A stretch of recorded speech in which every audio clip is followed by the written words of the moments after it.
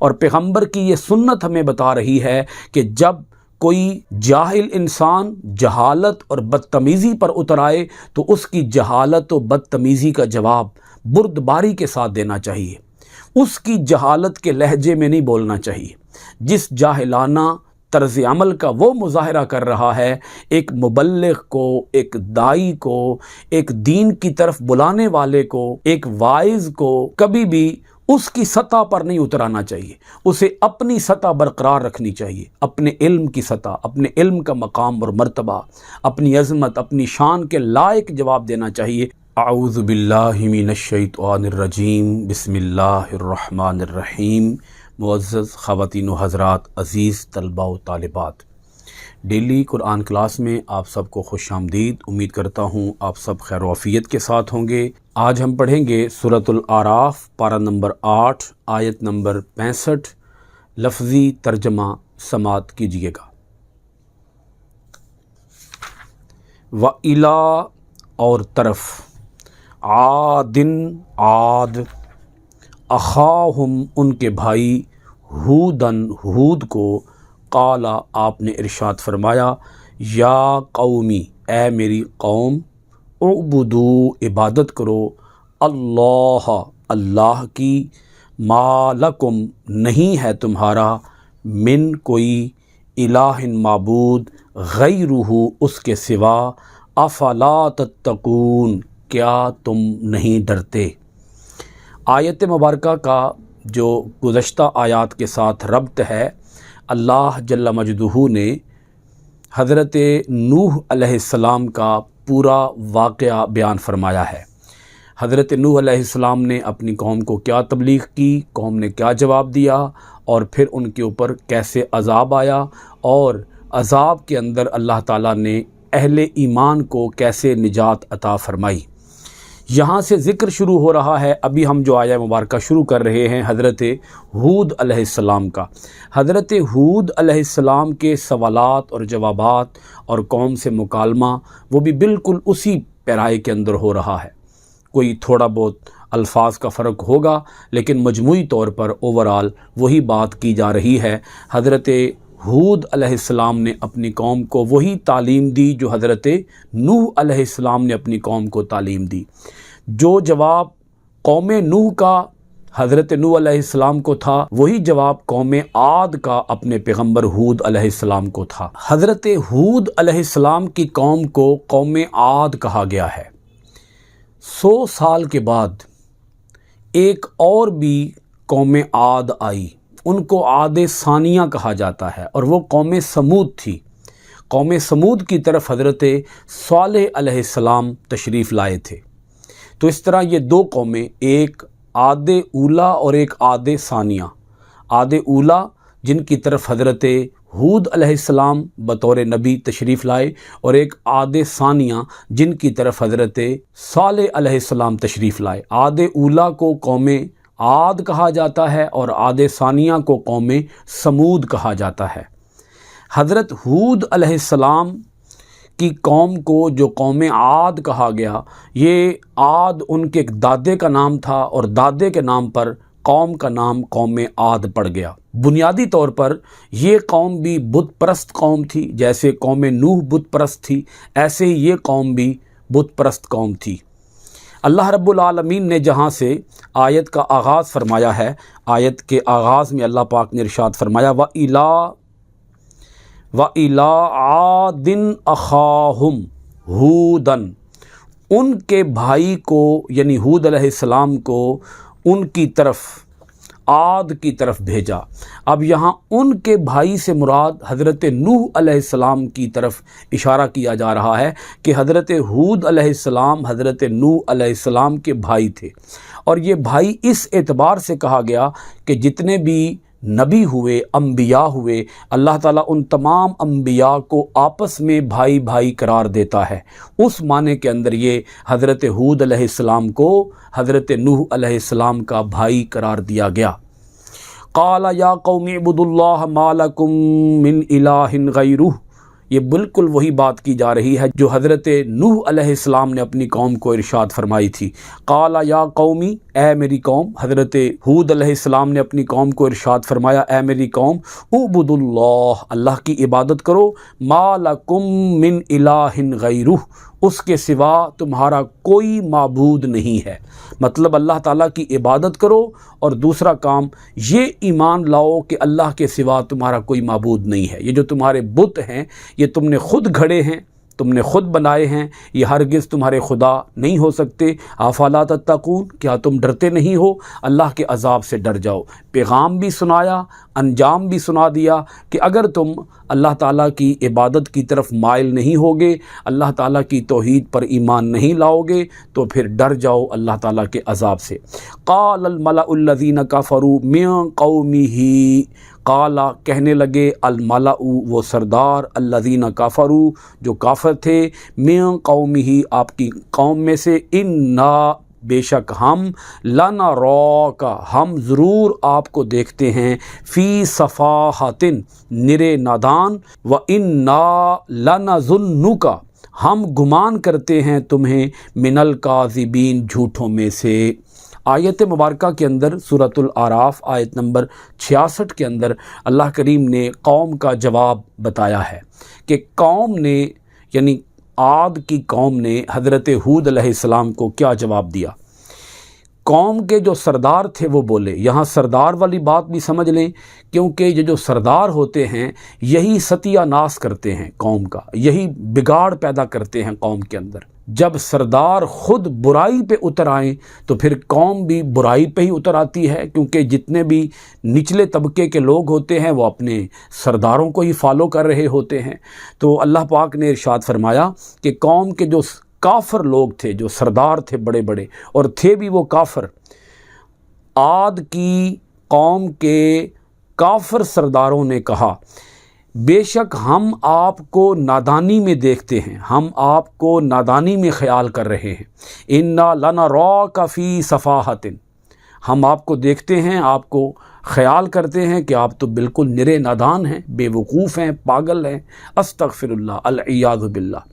یہ قوم کا جواب حضرت ہود علیہ السلام کو انتہائی بے ادبی اور گستاخی پر مبنی ہے۔ اگر آپ کو پچھلی آیات ذہن میں ہوں تو قوم نوح نے حضرت نوح علیہ السلام کو کیا کہا تھا؟ آپ گمراہ ہیں معاذ اللہ۔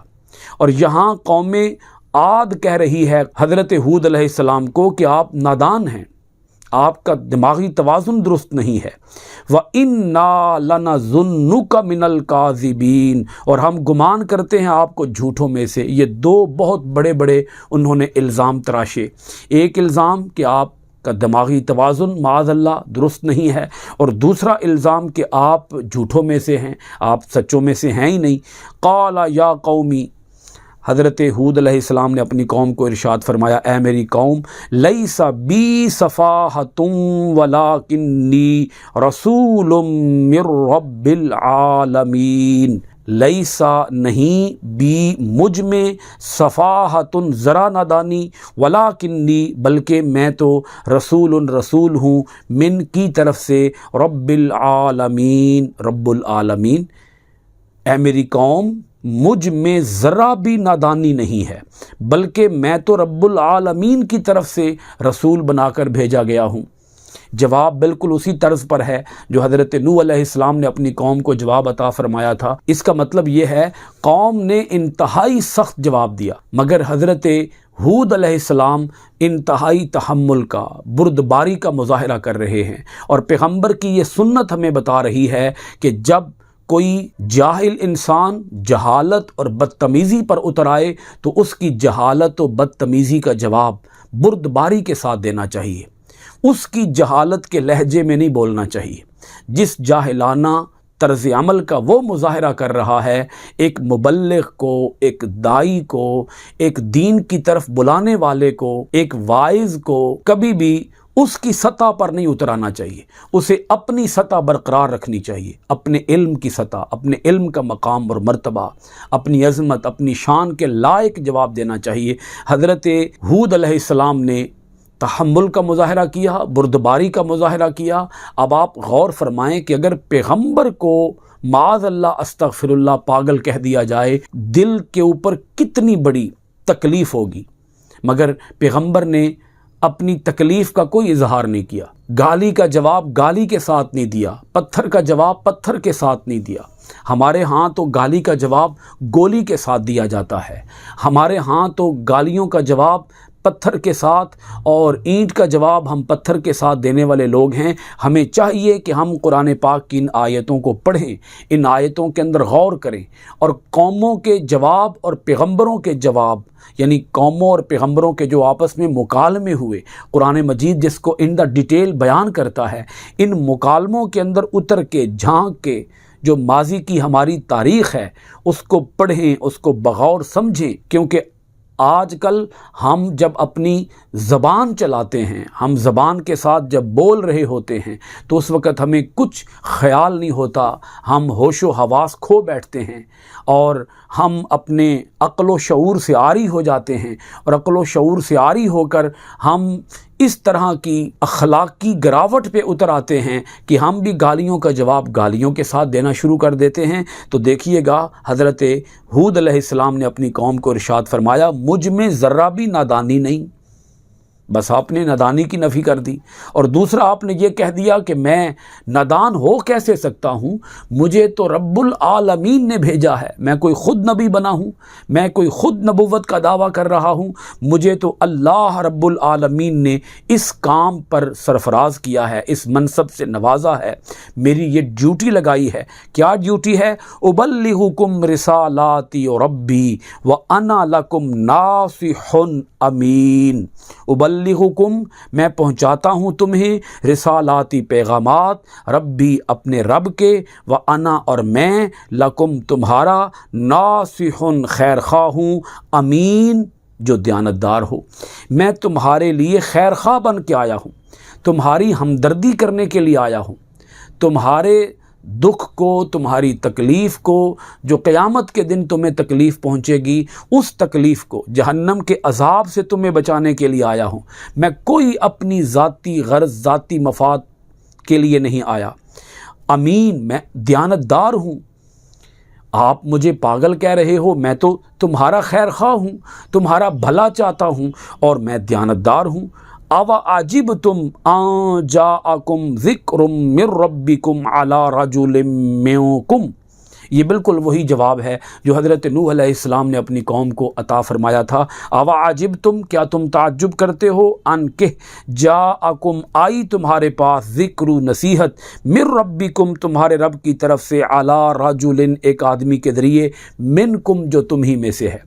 او بھائی، تم ہی میں سے ایک انسان کو اگر نبوت سونپی گئی ہے تو وہ تمہارے ہی فائدے کے لیے، تمہاری ہی بہتری کے لیے، کیونکہ انسان کو انسان ہی تعلیم دے سکتا ہے، انسان ہی انسان کو راہ راست پہ لا سکتا ہے، انسان ہی انسان کو راستہ دکھا سکتا ہے، راستہ بتا سکتا ہے، اور تم تعجب کر رہے ہو کہ تمہارے رب کی طرف سے نصیحت آ گئی ہے ایک آدمی کے ذریعے، ایک انسان کے ذریعے جو ہے بھی تم میں سے۔ اس بات پر اگر تمہیں تعجب ہے اور اس لیے تم اگر میری دعوت کو ٹھکرا رہے ہو تو بات سمجھ لو، لِيُنذِرَكُمْ، یہ انسان آیا ہے تمہارے پاس تمہارے رب کی نصیحت لے کر تاکہ وہ تمہیں ڈرائے۔ وَاذْكُرُوا، اور یاد کرو، اِذْ جب، جَعَلَكُمْ، اس نے بنایا تمہیں، خلفاء، جانشین، من بعد قوم نوح، قوم نوح کے بعد۔ اللہ تعالیٰ نے تمہارے اوپر کتنا بڑا کرم کیا، اللہ کے کرم کو یاد کرو کہ اللہ تعالیٰ نے تمہیں قوم نوح کا جانشین مقرر کیا ہے۔ وَزَادَكُمْ، اور بڑھا دیا تمہیں، فی میں، الخلقی، جسمانی لحاظ سے، بسطۃً، قد و قامت میں، فَاذْكُرُوا، تو یاد کرو، آلاء، نعمتوں کو، اللہ کی، لعلکم تفلحون، تاکہ تم کامیاب ہو جاؤ۔